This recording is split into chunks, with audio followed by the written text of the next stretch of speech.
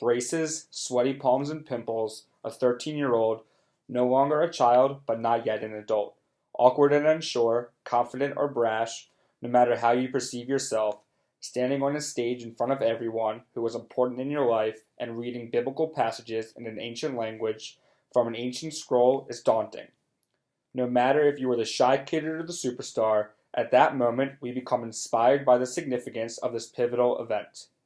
Even the most introverted rise to the occasion. Perhaps in that moment it is the hand of God reaching down, or the notion of walking in the footsteps of previous generations, that gives us the courage to accomplish this feat. A bar mitzvah, the religious initiation ceremony of a Jewish boy who has reached the age of 13, requires months of intensive preparation with the biblical teacher. This is the moment every Jewish boy looks forward to, and I was no different. Watching my parents and grandparents beam with pride as I stood up there, taking my place among my ancestors, was one of the most humbling and prideful experiences of my life. While you cannot drink alcohol, vote, or gamble in a casino, your status in the eyes of God and the Jewish community is elevated. You are no longer viewed as a child, but as an adult, with the rights and responsibilities to fulfill all of the Torah's commandments. More importantly, you have now become a link in an unbreakable chain that spans generations over thousands of years. In this speech, I will inform you about the history of a bar mitzvah ceremony, what takes place at a bar mitzvah ceremony, and some of the laws and commandments that a Jewish boy is responsible for once he has a bar mitzvah. I will first begin my speech explaining the history of a bar mitzvah and what the bar mitzvah ceremony really means. According to Jewish law, a Jewish boy automatically becomes a bar mitzvah when he reaches the age of 13. While no ceremony is needed for a boy to become a bar mitzvah, it is common to have a bar mitzvah ceremony in a synagogue.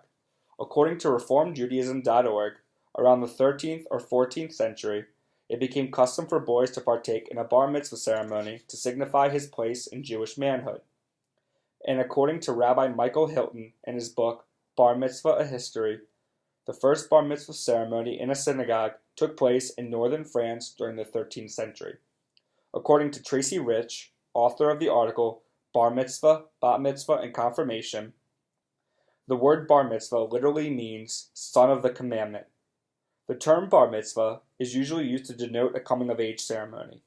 According to the article Origins of the Bar/Bat Mitzvah, a bar mitzvah represents a ceremonial recognition that a young boy has reached the age when he is no longer a minor according to Jewish law, and thereby takes on new religious privileges and responsibilities of an adult. While children are encouraged to do so, according to Jewish law, children under the age of 13 are not responsible for observing all of the Torah's commandments. However, once a Jewish boy reaches the age of 13, he is now obligated to fulfill all of the commandments. Now that I have informed you about the history and what a bar mitzvah really is, I will now explain the bar mitzvah ceremony process. The aliyah is the first step in the bar mitzvah ceremony, representing the boy's entrance into adulthood. The aliyah represents a physical and spiritual movement. Before the boy is called up to the bima to make his aliyah, it is customary that a close friend or family member of the bar mitzvah boy open the ark and carry the Torah and place it on a raised platform where the boy will read it. Once this part of the bar mitzvah ceremony is done, the bar mitzvah boy is called up to the Torah to chant the blessings that are recited before he reads his Torah portion. By making aliyah, the boy has fulfilled one of the most important divine obligations. In order to be called up to the Torah to make aliyah, the boy is called up by his Hebrew name. He is also wearing a talit or prayer shawl. I remember my grandparents bought me my talit when they were in Israel. The first step in making aliyah is for the boy to touch the spot on the Torah where his Torah portion begins with the fringes from his talit. He then kisses the fringes. After he kisses the talit, he then recites a blessing. According to David Zakolowski, a journalist for Chabad.org, the English translation of the blessing is, "Bless the Lord who is blessed. Bless the Lord who is blessed for all eternity. Blessed are you, Lord our God, King of the universe, who has chosen us among all of the nations and given us his Torah. Blessed are you, Lord, who gives the Torah." Once the bar mitzvah boy has finished reciting the blessings, and after he has touched the Torah with the fringes from his talit, he begins the process of chanting the Torah portion. The Torah portion that one recites during a bar mitzvah corresponds with the date of his birthday. The Torah is separated into 54 portions that follow an annual cycle, with one portion being read each week. The Torah portion the boy reads during his bar mitzvah is divided up into 7 sections. Traditionally, the boy reads the last section of the Torah, called the Maftir. However, the bar mitzvah boy may read the entire Torah portion. After the boy is finished reading the Torah, he now reads a portion from the biblical prophets known as the Haftorah.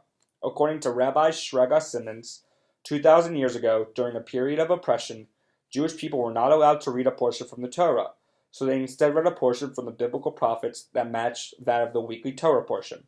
The Haftorah is a unique part of the bar mitzvah ceremony in that it is read with a distinct tune. Now that I have informed you about the bar mitzvah ceremony process, I will now inform you about the new responsibilities of a bar mitzvah boy. The mitzvah of tefillin is one of the most significant and special commandments in the Torah. In the book of Deuteronomy, God commands the Jewish people that they shall bind them as a sign upon your head, and they should be for a reminder between your eyes. Tefillin contain 2 black leather boxes attached to black leather straps. Inside of each of the boxes are 4 portions of the Torah inscribed on parchment. The wrapping of the tefillin is done each weekday during morning prayers. One of the boxes is placed on the left arm. The leather straps attached to the hand or arm tefillin are wrapped around the left arm 7 times and wrapped around the middle finger as well. The other box is placed above the forehead. The boxes are placed on the hand and head to signify that we are reminded God is all around us. According to Chabad.org, the tefillin signify the submission of one's mind, heart, and actions to the Almighty, as well as the rule of intellect over emotion. According to Ish.com, the boxes symbolize 2 ways in which we serve God.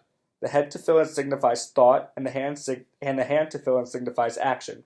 Furthermore, the arm tefillin is placed on the left arm, opposite of the heart, to show that, if our heart is not in sync with our mind, our decisions will remain half-hearted and flat.